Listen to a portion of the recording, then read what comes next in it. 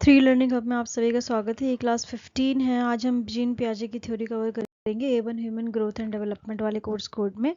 सबसे पहले समझते हैं इन कॉग्निटिव थ्योरी क्या होती है। कॉग्निटिव थ्योरी वो थ्योरीज होती हैं जो फोकस करती हैं कि इंसान हम खुद कैसे सोचते हैं, किस तरह समझते हैं और हम अपने जो वर्ल्ड अराउंड अस है, हमारे इर्द गिर्द की जो दुनिया है, वो हम किस तरह से उसे जानते हैं। ये हमारे मेंटल प्रोसेसेस जैसे कि perception, attention, memory, language, reasoning और प्रॉब्लम सॉल्विंग जैसे चीज़ों को एनालाइज करती है। मतलब ये उनकी स्टडी है अबाउट आर परसेप्शन, कि हम परसीव कैसे करते हैं, हमारी अटेंशन कैसे है, मेमोरी, लैंग्वेज, रीजनिंग और प्रॉब्लम सॉल्विंग। ना कि बिहेवियरिज्म की तरह, जो कि किसी भी मतलब बिहेवियरिज्म स्टिमुलाई की बात करता है कि हम जब भी किसी चीज़ पे रिएक्ट करते हैं, जब हमें कोई चीज़ मतलब हमें कोई चीज़ एज अ स्टिमुलस काम करती है, जो हमें रिएक्ट करवाती है कोई चीज़, ठीक है। तो रिएक्शन हम देते हैं जब कोई हम एक्शन होता है।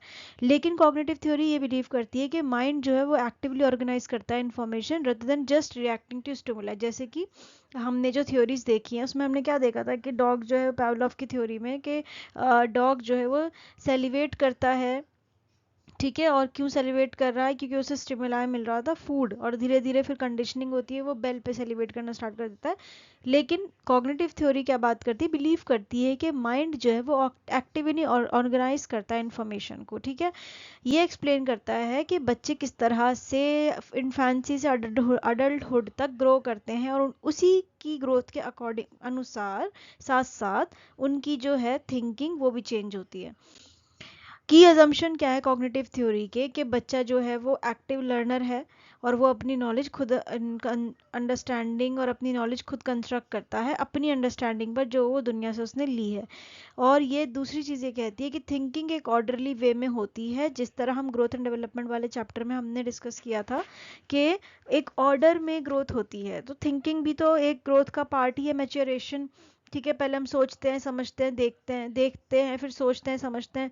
तो इसी तरह से थिंकिंग भी एक ऑर्डर में ग्रो होती है, डेवलप होती है। ये डिफरेंट स्टेजेस के, मतलब एक बच्चा जब ग्रो करता है तो वो डिफरेंट स्टेजेस से गुजरता है। लर्निंग जो है मैच्योरेशन से लिंक है, किसके मैच्योरेशन से? Brain as well as experiences with the environment. मतलब लर्निंग क्यों हो रही है, कब हो रही है लर्निंग? एक तो आपका ब्रेन मैच्योर हो रहा है धीरे धीरे, और दूसरा जो आप अपने एक्सपीरियंसेस एनवायरनमेंट से सीख रहे हो वो भी इसमें हेल्प करता है लर्निंग में, और बहुत ज़्यादा हेल्प करता है। हमने ये अलग अलग थ्योरिस्ट के भी अनुसार से देखा है। मेंटल स्ट्रक्चर जो है वो बहुत कॉम्प्लेक्स होते हैं पहले, उसके बाद वो धीरे धीरे एब्स्ट्रैक्ट होना शुरू हो जाते हैं, मतलब कॉम्प्लेक्स और एब्स्ट्रैक्ट होना शुरू हो जाते हैं अकॉर्डिंग टू द एज। जैसे जैसे एज बढ़ती है, जो हम पियाजे की 4 स्टेजेस देखेंगे उसमें हम यही देखेंगे कि पहले बच्चा जो है वो बिल्कुल ही, उसके मेंटल स्ट्रक्चर बहुत कम लेवल के होते हैं, वो इतनी कॉम्प्लेक्स चीज़ों को नहीं, वो सिंपल चीज़ों पे फोकस करता है। लेकिन धीरे धीरे कॉम्प्लेक्स से एब्स्ट्रैक्ट तक जाते हैं। कॉग्निटिव थ्योरी प्रोवाइड करती है कि स्ट्रॉन्ग बेस हमारे लिए एज अ टीचर, कि हम अपने लर्नर को समझ सकें क्लासरूम में, और हम उसके अनुसार उसको पढ़ा सकें। अब मेजर थ्योरीज जो है कॉग्निटिव थ्योरी की, उसमें जीन पियाजे की है, कॉग्निटिव डेवलपमेंट थ्योरी लेव वाइगॉट्स की, सोशल कल्चर थ्योरी जो हमने पढ़ ली है जेरोम ब्रूनर की है, डिस्कवरी लर्नर और रिप्रेजेंटेशन, और इंफॉर्मेशन प्रोसेसिंग थ्योरिस्ट है mind as a computer, mind as a computer model. अब एक थोड़ा सा देखते हैं, ये तो हम समझ ही गए हैं। वाइगॉट्स की कहते हैं कि जो डेवलपमेंट है बच्चे की, कॉग्निटिव लेवल उसका जो डेवलप हो रहा है वो सोशल इंटरेक्शन, लैंग्वेज और कल्चर की वजह से हो रहा है, with in the help of more knowledgeable to other. मतलब कब होता है? जब बच्चा जो है वो मदद लेता है जो मोर नॉलेजेबल टू अदर है उसकी मदद से। ब्रूनर की थ्योरी कहती है learner move through inactive, iconic और सिंबॉलिक स्टेज। मतलब पहले बच्चे जो है होते हैं वो चीज़ों को नहीं समझते, धीरे धीरे वो सिंबल से आइकॉन से समझने लग जाते हैं, मतलब पिक्टोरियल से समझने लग जाते हैं, और फिर वो सिंबल्स पे आ जाते हैं, यानी कि ABCD, और या फिर किसी किसी शब्द से। तो मोड ऑफ रिप्रेजेंटेशन की बात करते हैं। और ये डिस्कवरी लर्निंग, ये कहते हैं कि डिस्कवरी लर्निंग हेल्प करती है, बच्चे अपनी अंडरस्टैंडिंग को बना पाते हैं इससे। इंफॉर्मेशन प्रोसेसिंग थ्योरी क्या है? कि जो ह्यूमन माइंड है is compare to a computer processing, इसको एक कंप्यूटर प्रोसेसिंग इंफॉर्मेशन से कंपेयर किया गया है through input storage and retrieval system such as memory. अब हम समझते हैं जीन पियाजे की थ्योरी। कॉग्निटिव डेवलपमेंट थ्योरी है, 1996 में इनका जन्म हुआ, 1980 में ही डाइड। वो एक स्विस साइकोलॉजिस्ट थे जिन्होंने अपने बच्चों पे स्टडी की थी कि बच्चों की थिंकिंग किस तरह होती है, रीजनिंग किस तरह करते हैं वो, और अपने वर्ल्ड को किस तरीके से समझते हैं। उन्होंने प्रपोज किए 4 distinct stages of cognitive development. Her stage represent करती है qualitative different way of thinking को, ना कि सिर्फ और सिर्फ नॉलेज के बेसिस पर उन्होंने उसको डिफ्रेंशिएट किया है। उनकी थ्योरी को हम जेनेटिक एपिस्टेमोलॉजी थ्योरी भी कहते हैं।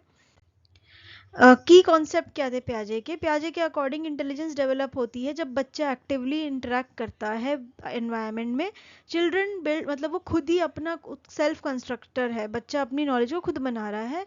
चाइल्ड बिल्ड मेंटल स्ट्रक्चर, बच्चा मेंटल स्ट्रक्चर को बनाते हैं जिन्हें हम स्कीमा बोल रहे हैं, और ये हेल्प करते हैं कि वो अपनी जो एक्सपीरियंसेस हैं उन्हें ऑर्गेनाइज कर सकें, ठीक है, और उन्हें समझ सकें। कॉग्निटिव थ्योरी, कॉग्निटिव ग्रोथ कब होती है पियाजे के अनुसार? जब बच्चा एक प्रोसेस से गुजरता है, असिमिलेशन, अकोमोडेशन और इक्विलिब्रेशन। अभी ये भी आगे समझते हैं। डेवलपमेंट फॉलो करती है 4 यूनिवर्सल स्टेजेस जो कि एक के ऊपर एक आधारित होती है। स्कीमा क्या होता है? स्कीमा एक बेसिक मेंटल स्ट्रक्चर है, एक सिंगल यूनिट ऑफ नॉलेज है ये बच्चे को हेल्प करती है ऑर्गेनाइज करने में और इंटरप्रेट करने में उसने जो भी इंफॉर्मेशन ली है। स्कीमा बहुत सिंपल हो सकता है, जैसे कि बच्चा जो पकड़ना सीख रहा है, ग्रास्प करना सीख रहा है, ग्रास्पिंग रिफ्लेक्स, और कॉम्प्लेक्स हो सकता है जैसे कि आइडिया ऑफ फेयरनेस, कि फेयरनेस क्या है। चाइल्ड जो है वो नया, अपना बच्चा जो है वो नया स्कीमा बनाता है और अपने जो एग्जिस्टिंग स्कीमा है उसे मॉडिफाई कर लेता है अपने न्यू एक्सपीरियंस केसेस के आधार पर। कैसे? एक बच्चा देखता है कि चार पैर वाला एक जानवर है जिसे वो डॉग कह रहा है और वो भौंकता भी है, ठीक है, लेकिन क्या वो कभी उसे कैट बोल देता है? अगर, ठीक है, उसने शुरू शुरू में पहले तो उसको समझ में आया कि ये एक डॉग है, इसके 4 पैर है, लेकिन उसने कैट को भी डॉग बोल दिया कैट को देखकर, क्योंकि कैट के भी 4 पैर हैं, तो उसने उसको भी डॉग बोला। लेकिन जब वो कैट की आवाज़ अलग है, कैट म्याऊं करती है, डॉग बाग करता है, या फिर उसके किसी जो यहाँ पे मोर नॉलेजेबल टू अदर है, जो भी उसके साथ है वो उसे बता सकता है ये बात कि नहीं ये डॉग है, ये कैट है। तो अब वो एक तो उसने अपने स्कीमा में एक तो चेंज किया, उसने क्या मॉडिफाई किया कि डॉग का एक जो स्ट्रक्चर है वो अलग है, उसका जो फीचर है वो अलग है। एक नया स्कीमा क्या बना कि कैट भी एक चीज है और इसका भी मतलब एक प्राणी है कैट भी, और उसका अपना एक स्कीमा बन गया, ठीक है। एसिमिलेशन और अकोमोडेशन। एसिमिलेशन क्या है? Fitting new information into existing schema without changing them, बिना बदले उनको उसमें ऐड करना किसी भी नॉलेज को। कैसे? एक बच्चे को जिसे ये पता है, उसने हॉर्स देखा, उसे पता है हॉर्स है, लेकिन उसने जेब्रा देखकर उसको बोला कि ये भी हॉर्स है, क्योंकि वो दोनों सेम दिख रहे थे, ठीक है, तो उसने एसिमिलेट कर लिया। अकोमोडेशन क्या होगा? चेंजिंग और creating new schema because existing one do not fit in new information. Existing क्या है? अब न्यू इन्फॉर्मेशन उसे मिली जेब्रा, एग्जिस्टिंग क्या है? हॉर्स। अब उसने ये समझ लिया कि हॉर्स अलग है, जेब्रा अलग है, तो यहाँ पे क्या हुआ? उसने एक नया स्कीमा बनाया, इसी को हम अकोमोडेशन बोलेंगे। The child later learn zebra is different from a horse. बच्चे को पता चल गया कि घोड़े से जेब्रा अलग होता है, तो उसने एक नया ही स्कीमा बना लिया जेब्रा का। इक्विलिब्रेशन क्या होता है? इक्विलिब्रेशन एक प्रोसेस है जो बैलेंस करता है एसिमिलेशन और मतलब एक बैलेंसिंग प्रोसेस है एसिमिलेशन और अकोमोडेशन के बीच में, ताकि वो एक स्टेबल अंडरस्टैंडिंग बना सके। जब बच्चा नई इंफॉर्मेशन देखता है और वो उसके एग्जिस्टिंग स्कीमा में फिक्स नहीं हो रही होती, तो वो एक स्टेट ऑफ डिसइक्लिब्रेशन में जाता है कि हाँ अरे ये तो मुझे मतलब समझ में नहीं आ रहा, ठीक है, आपके साथ भी होता होगा। The child resolve this by adjusting. बच्चा कैसे रिजॉल्व करता है? इसे एडजस्ट करके इस स्कीमा को, किसकी मदद से? अकोमोडेशन की मदद से, और इक्विलिब्रियम रिस्टोर हो जाता है। ये प्रोसेस कंटिन्यूस रहता है और इक्विलिब्रेशन का प्रोसेस कंटिन्यूस रहता है, और ये हेल्प करता है कॉग्निटिव डेवलपमेंट को आगे बढ़ाता है ये, ठीक है। अब जो 4 स्टेजेस है वो कौन कौन सी हैं? Sensory motor, pre operational, concrete operational और फॉर्मर ऑपरेशनल, ठीक है, आपने ये बहुत बार पढ़ा भी होगा। ओके तो सेंसरी मोटर स्टेजेस, और दूसरा चीज को और भी नहीं और डिटेल में आपको जान, क्योंकि मैंने ऑलरेडी ये ना बहुत डिटेल में लिखा है, तो अब ये साइंस या मैथ तो है नहीं कि मैं इसे समझाऊंगी, ये ऑलरेडी आपके लिए छोटा और क्रक्स में लिखा हुआ है जो मैंने डिफरेंट डिफरेंट रिसोर्सेज से इसमें लिखा है। अगर आपको इसके भी मतलब और ज़्यादा नॉलेज चाहिए और पढ़ना, तो आप बुक्स रेफर कर सकते हो, ठीक है, और आप किसी और चैनल पर भी देख सकते हो क्योंकि किसी ने रिसेंटली कमेंट कर रखा था कि आप जो है वो सही से नहीं पढ़ा रहे, तो जो लोग जिन्हें समझ में नहीं आ रहा और जो जेन्युइनली पढ़ना चाह रहे हैं तो वो या तो किसी बुक से पढ़ सकते हैं या फिर किसी और चैनल से पढ़ सकते हैं, क्योंकि ये तो बहुत बड़ा समुंदर है, तो आप जहाँ मर्जी चाहे जाकर पढ़ सकते हो, समझ सकते हो, ठीक है। सेंस, क्योंकि मेरा पर्सपेक्टिव तो सिर्फ और सिर्फ बीएड स्पेशल एजुकेशन का कंटेंट इतना वाइडली अवेलेबल नहीं है, मुझे परेशानी हुई थी, इसलिए मैंने सोचा कि और बच्चों को हो रही होगी, तो मैंने अपने लिए मतलब अपने आप को संतुष्ट करने के लिए कि हाँ ठीक है, मेरी वजह से किसी और का फ़ायदा हो जाए और आपका भी फ़ायदा हो, ठीक है, आप लोगों को परेशानी ना हो, ना कि मुझे क्रिटिक्स मिले यहाँ पर आकर, ठीक है। आपको नहीं समझ में आ रहा, आप बिल्कुल ब्लॉक कर दीजिए चैनल को, लेकिन यहाँ पे क्रिटिसिज्म करना, मैसेजेस करना, इस तरह की चीज़ें करना, ये बिल्कुल भी अच्छी चीज़ नहीं होती। आप खुद एक टीचर बनने वाले हैं, अगर आप टीचर बन गए हैं, किसी कॉम्पिटिटिव एग्जाम की तैयारी कर रहे हैं, तब तो आपको बिल्कुल भी शोभा नहीं देता, अपना दिमाग पढ़ाई में लगाइए। ओके फिर भी मेरी कोई बात बुरी लगी हो तो मैं एक्सट्रीमली सॉरी फॉर दैट, लेकिन भाई यही है कि अगर आप पढ़ रहे हो, आपको नहीं समझ में आ रहा, मुझे भी अगर कोई टीचर समझ में नहीं आएगा तो मैं यही तो लिखूँ, मतलब मैं ये नहीं लिखूंगी कि हाँ भाई आप तो सही से पढ़ा ही नहीं रहे हो, मुझे तो समझ ही, मुझे तो और डिटेल में जानना है। इससे अच्छा तो ये है ना कि मैं और जगह सर्च करूंगी, ठीक है, पूरा गूगल है, अब तो एआई में सब बता देता है आपको, तो आप वहां जाकर अपना और पढ़ सकते हो। Sensory stage, birth to 2 years।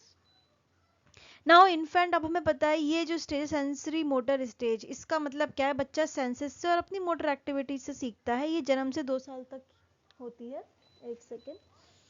तो इन्फेंट जो है अपनी दुनिया को कैसे देखता है, जब वो बहुत छोटा होता है, बस वो अपने सेंसेस से देखता है, ठीक है, अपने कुछ कुछ मोटर एक्शन से करता है, जैसे देखना, छूना, सक करना, ग्रास्प करना। नॉलेज उसकी इसी फिजिकल इंटरेक्शन पे बेस होती है और डायरेक्ट एक्सपीरियंसेस वो ऑब्जेक्ट के साथ जो लेता है उन पे बेस होती है। Toward the end of this stage, अब इस स्टेज के आखिर में आते आते बच्चा जो है वो धीरे धीरे जब भी वो एक्ट करेगा उससे पहले वो सोचता है, ठीक है। इसी को हम यहाँ पे बोलेंगे कि आप मेंटल रिप्रेजेंटेशन की शुरुआत होना शुरू हो जाती है, और इस स्टेज को खत्म करते करते वो ऑब्जेक्ट परमानेंस वाली स्टेज पर भी उसको क्लियर कर लेता है, ठीक है।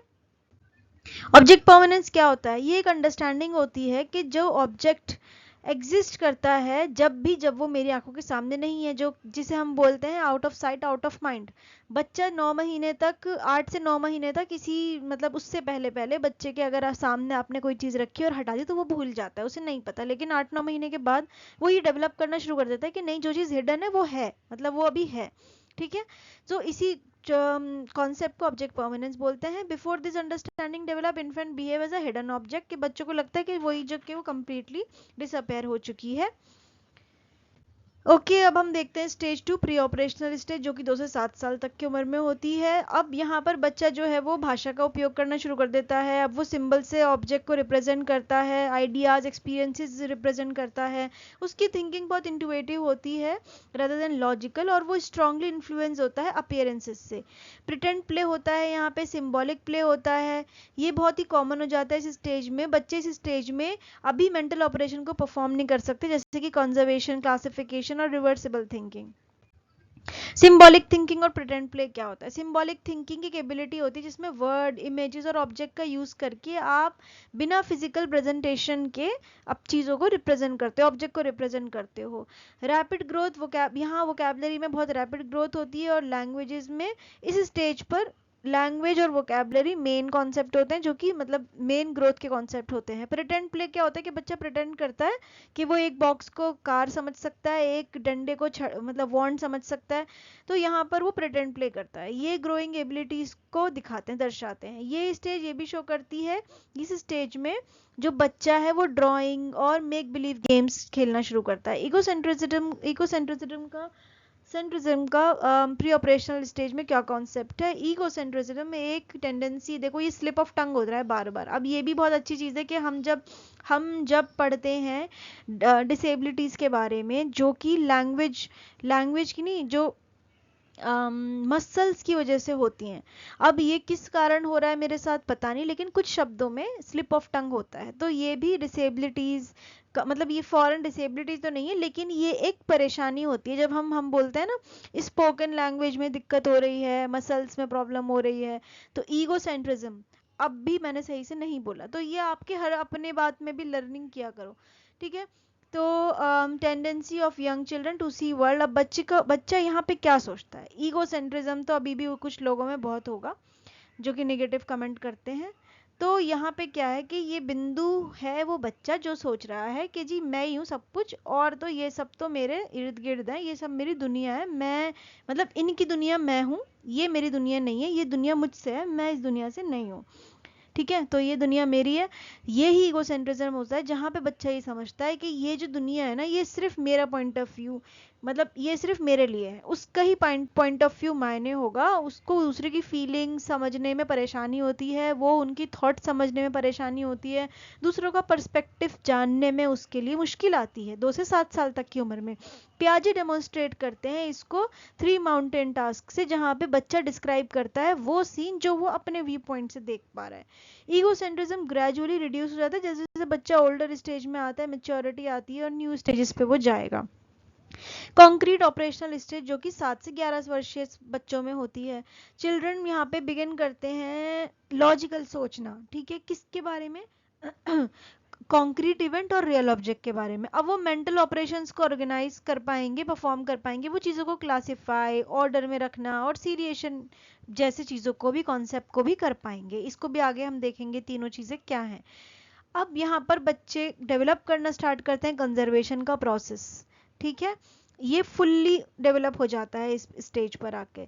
थिंकिंग यहाँ बहुत लॉजिकल, ऑर्गेनाइज और लेस ईगो, यहाँ पर जो ईगोसेंट्रिज्म है वो कम हो जाता है, ठीक है, लेकिन स्टिल बहुत ज़्यादा अभी होता है, लेकिन टेंजिबल होता है, सिचुएशंस के अकॉर्डिंगली होगा।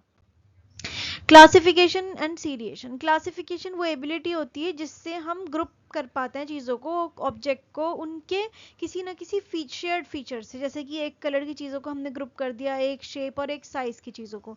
सीरिएशन वो एबिलिटी होती है कि हम छोटा बड़ा अरेंज करके रख पाएं, जिसमें हम स्मॉल और लार्ज चीज़ों को अरेंज करते हैं। ये एबिलिटी शो करती है कि बच्चा जो है वो एक से ज़्यादा फीचर को अपने माइंड में रिटेन कर पा रहा है एट द सेम टाइम। जैसे कि फॉर एग्जाम्पल अगर मैंने मतलब उसको हार्ट दिया, स्टार दिया और स्क्वायर दिया, लेकिन ये सब मैंने रेड दिए, अब इंस्टेड ऑफ, और मैंने इसको पहले मैंने बोला इनको कलर में रखो तो उसने ये सब इस कलर में रख दिए, लेकिन अगर मैंने शेप का बोला तो उसने हर चीज़ों को तो अलग अलग खांचों में भरा, मतलब दिल को दिल की शेप में, हार्ट को हार्ट की शेप में, स्क्वायर को स्क्वायर की शेप में, स्टार को स्टार की शेप में, सॉरी। तो इससे हमने क्या देखा कि बच्चे को 2 कॉन्सेप्ट समझ में आया, एक तो कलर का, दूसरा उसकी शेप का। इसीलिए यहाँ पे ये बात बोल रहे हैं कि एक समय में बच्चा कई कॉन्सेप्ट फीचर्स को समझ सकता है। इस स्किल को ये फाउंडेशन क्रिएट करती है मैथमेटिक और साइंटिफिक रीजनिंग की। कंजर्वेशन और रिवर्सिबिलिटी क्या होती है? कंजर्वेशन एक अंडरस्टैंडिंग है कि क्वांटिटी सेम रहती है, आप उसके अपीयरेंस बदल सकते हो। अगर आप पानी को एक छोटे ग्लास में डालोगे, शॉर्टर ग्लास में, तब भी वो उतना ही रहेगा, और अगर उसी सेम क्वांटिटी के पानी को एक टॉल ग्लास में डालोगे और जो थिन होगा तब भी वो उतना ही रहेगा। ये कॉन्सेप्ट कंजर्वेशन का होता है। रिवर्सिबिलिटी एक एबिलिटी होती है, मेंटल प्रोसेस होता है इसमें, जिसमें आप मेंटली रिवर्स कर पाते हो किसी सीक्वेंस को, किसी इवेंट्स को, मतलब कि एक्शन बैक जिसे हम बोलते हैं स्टार्टिंग पॉइंट से। ये बोथ एबिलिटी की मार्कर होती हैं कॉन्क्रीट ऑपरेशनल स्टेज का, ठीक है, और यंगर चिल्ड्रंस में ये मिसिंग होती हैं। अब हम देखते हैं फॉर्मल ऑपरेशन ऑपरेशनल स्टेज, जो कि 11 साल के बाद के बच्चों में होती है। एडोलेसेंट डेवलप करते हैं अपनी ability to think abstract concept, और सिर्फ कॉन्क्रीट ऑब्जेक्ट में नहीं, अब वो एब्स्ट्रैक्ट भी सोच पा रहे हैं। यहाँ पर क्या शुरू हो जाता है? हाइपोथेटिकल सिचुएशन और possibilities, not only what is in front of them. ये सिर्फ उसी को नहीं सोच पाते जो उनके सामने है, ये उसको भी सोच पाते हैं जो उनके सामने नहीं है। Logical, systematic, scientific thinking develop हो जाती है इस स्टेज में। और एडोलेसेंट यहाँ पर अपनी सोच के बारे में भी सोच पाते हैं, जिसे हम मेटाकॉग्निशन बोलते हैं। मेटाकॉग्निशन क्या होता है? Thinking about your own thinking, जो आप सोच रहे हो उसके बारे में भी सोचना। हाइपोथेटिको डिडक्टिव रीजनिंग क्या होती है? हाइपोथेटिको डिडक्टिव रीजनिंग एक एबिलिटी होती है जिसमें आप हाइपोथेसिस लगाते हो। हाइपोथेसिस क्या होता है? हाइपोथेसिस होता है, आता है ना ये सवाल, अगर किसी ने पेपर दिया है पहले, हाइपोथेसिस आया है ना। हाइपोथेसिस क्या होता है? जब आप आकलन लगाते हो, आप हाइपोथेसिस बनाते हो कि अगर मैं 10 किलोमीटर चलूंगा तो मेरी इतनी बॉडी की एनर्जी ड्रेन होगी, ठीक है।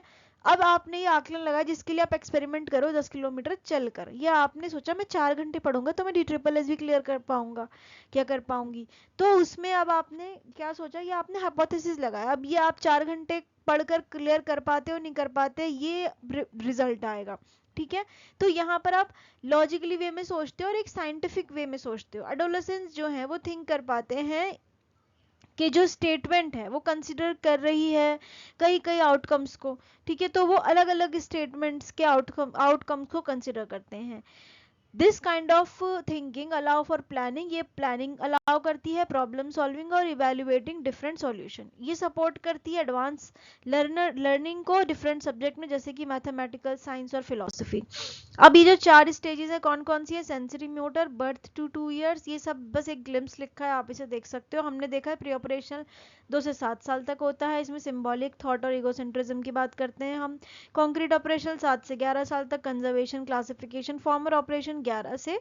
आपको ये याद करना पड़ेगा कि कौन सी स्टेज कौन से साल में है और क्या उसमें मेन सीन हो रहा है। ठीक है, एजुकेशनल इम्प्लीकेशन क्या है प्याजे की, प्याजे की एजुकेशनल, अगर इस थ्योरी को एजुकेशनल इम्प्लाई करेंगे, ये जो बहुत बार आता है ना, इसका मतलब ये होता है कि किसी थ्योरी को एजुकेशन लेवल पे किस तरीके से लगाया जा रहा है। ठीक है, मैं इसलिए बता रही हूँ क्योंकि मुझे शुरू में समझने में बहुत परेशानी होती थी जब मैं बीएड में थी। Teaching should match the child's current stage of cognitive development. क्यों, हमने 4 स्टेजेस देखी है, हर स्टेज बच्चे के एज वाइज बता रही है, तो उससे टीचर ये अंडरस्टैंड कर सकता है कि इसकी जो कॉग्निटिव डेवलपमेंट है अभी, इसकी जो मानसिकता है इस वक्त, उसके अकॉर्डिंगली मुझे इसकी स्टेज क्या है, करंट स्टेज क्या है, और ये कितना समझ पाएगा। हैंड ऑन और कॉन्क्रीट एक्टिविटीज पर ज़्यादा फोकस करती है, रियल ऑब्जेक्ट सपोर्ट लर्निंग की बात करती है ज़्यादातर, खास किस बच्चों में, यंगर, जो अभी जो छोटा बच्चा है, जो यंग बच्चा है। Children should be encourage to explore, बच्चों को एनकरेज करना चाहिए एक्सप्लोर, डिस्कवरी और कंस्ट्रक्ट नॉलेज, ना कि सिर्फ पैसिवली उनको आप नॉलेज दें। एक्टिवली का मतलब क्या है कि बच्चे अपनी नॉलेज, बच्चे देख रहे हैं गार्डन में जाकर कि अच्छा ये पेड़ पौधा था, अब ये पेड़ बन गया, पेड़ में से फूल निकल रहे हैं, फूल के बाद फल निकल रहे हैं। ठीक है, पैसिवली क्या हुआ कि आपने एक बुक में बता दिया कि हाँ जब आप ग्रो करते हो जर्मिनेशन होता है, फिर प्लांट बनता है, वो प्लांट निकलता है, स्प्राउटिंग होती है, फिर वो धीरे धीरे कई सालों में जाकर पेड़ बनता है, फल देता है। तो ये पैसिवली के बजाय अगर एक्टिवली बच्चे ने वो प्रोसेस देखा समझा, तो उसकी नॉलेज ज़्यादा लंबे समय तक रिटेन रहेगी। करिकुलम डिज़ाइन और करिकुलम एक्टिविटी, जो क्लासरूम एक्टिविटीज़ और जो करिकुलम डिज़ाइन होता है उससे भी कंसिडर करता है वो कि बच्चे का रेडीनेस लेवल क्या है according to the child development stage. Criticism क्या है पियाजे की थ्योरी का, कुछ रिसर्चर ये आर्ग्यू करते हैं कि हर बच्चा जो है वो कुछ टास्क परफॉर्म कर पा रहा है उसकी जो पियाजे ने स्टेज दी है उससे पहले ही। ठीक है, अलग अलग तरीके से, क्योंकि हम ये बात यहाँ पर भी करेंगे कि पियाजे ने जो रिसर्च की थी उन्होंने अपने ही बच्चों पर की थी, तो वो सैम्पल साइज भी बहुत कम था और हर बच्चे की क्षमताएं अलग हो सकती हैं उसके एनवायरनमेंट के एक्सपोजर के अकॉर्डिंगली, और जो जिस कल्चर में और जिस सोसाइटी में वो रह रहा है उसके अकॉर्डिंगली, जिस बात को यहाँ पर इन्होंने अंडर एस्टिमेट करा, सोशल और कल्चरल फैक्टर्स को। नाउ दूसरी तीसरी चीज़ क्या है, दूसरी तो ये हो गई सोशल कल्चर को अंडर एस्टिमेट करा। डेवलपमेंट में not always occur in such clearly separation, ज़रूरी नहीं है कि आप बिल्कुल ही फिक्स्ड स्टेजेस में, हो सकता है कि बच्चा 2 साल में नहीं बोल पा रहा। ठीक है, मेरे साथ तो यही हुआ था, मेरा बेबी तो अभी 4 साल का होने वाला है, अब भी सही से नहीं बोल रहा, वो 3-4 शब्द बोल रहा है पर क्लियर नहीं, क्योंकि कुछ बच्चे 5 साल में भी बोलते हैं। ठीक है, अब इसमें ये नहीं है कि वो बच्चा ऑटिस्टिक है, ADHD है, उसको कोई प्रॉब्लम ही है, वो उसके सोशल कल्चर, क्योंकि मैं न्यूक्लियर फैमिली में हूँ तो मेरा बच्चा न्यूक्लियर फैमिली में है तो उससे इतनी वार्तालाप नहीं हो पाती, तो इसलिए उसके पास शब्द ही नहीं बन पाते। तो यहाँ पर उन्होंने इस चीज़ को अंडर एस्टिमेट करा कि बच्चे का जो एनवायरनमेंट है वो उसको बढ़ाने में बहुत मदद करता है। क्रिटिसिज्म के अलावा पियाजे के वर्क ने पूरा वर्ल्ड वाइड बहुत ज़्यादा फेम लिया है और सच में ही एजुकेशनल में चाइल्ड डेवलपमेंट की फाउंडेशन क्रिएट की है कि हम चाइल्ड डेवलपमेंट को और उसकी एजुकेशन को समझ पाएँ। अब पियाजे और वाइगॉट्स्की का एक क्विक कंपैरिजन देखते हैं। पियाजे कहते हैं डेवलपमेंट होता है बच्चे की खुद की इंडिपेंडेंट एक्सप्लोरेशन के थ्रू, और कॉग्निटिव ग्रोथ फिक्स होती है, यूनिवर्सल स्टेजेस की बात की थी ना शुरू में। और वाइगॉट्स्की क्या कहते हैं कि डेवलपमेंट हैपन होता है ज़्यादातर सोशल इंटरेक्शन की वजह से और गाइडेंस की वजह से, जिसको हम MKO और ZPD और स्कैफोल्डिंग वगैरह की बात करते हैं। लर्निंग सपोर्ट होती है ZPD की वजह से। की टेकअवेज की बात करते हैं तो कॉग्निटिव थ्योरी एक्सप्लेन करती है सोचना, रीजनिंग, अंडरस्टैंडिंग कैसे होती है ओवर टाइम। पियाजे प्रपोज करते हैं कि बच्चे जो हैं वो स्कीमा बनाते हैं असिमिलेशन, अकोमोडेशन और इक्विलिब्रेशन के थ्रू। बच्चे 4 स्टेजेस में मूव करते हैं, sensory, motor, pre operational, concrete operational और फॉर्मल ऑपरेशनल। हर स्टेज जो है वो एक नई चीज़ लाती है और क्वालिटेटिव डिफरेंट वेज में लाती है, और वो किस तरीके से अपनी दुनिया को देखते हैं वो भी डिफरेंट होता है हर स्टेज में। पियाजे theory continue to guide teaching practices that represent child stage of development. Thank you so much, next class में मिलते हैं।